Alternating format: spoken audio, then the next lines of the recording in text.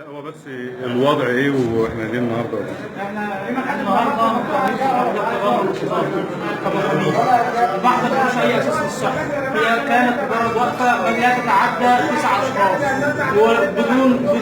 بدون اي شعارات وبدون اي حاجه. قدرا كده ان تم تحديد محضر من تعنت من الشرطه في من النيابه العامه، ووقعت امام مأزق واضطرت ان هي تتعامل معاه في تحقيق قضائي.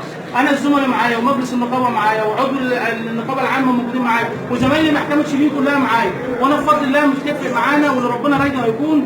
انما احنا وقفتنا النهارده واحنا تقدمنا توعيه واختيارا ان احنا نسال في الضبط والاخطار، لاننا رجال قانون نعلم احترام القواعد القانونيه، لم نخطئ ولم نكسر قانونا ولم نكسر قاعده قانونيه ولم نقع تحت طائله القانون، ولكن هو تعنت الشرطه والحساسيه المفرطه بين الشرطه ونقابه المحامين هي سبب ما نحن فيه الان.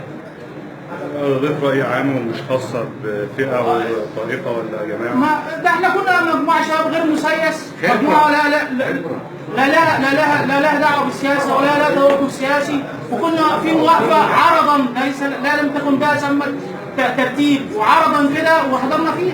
ولا من كلمة الدستور بيقول كذا كده بدل 150.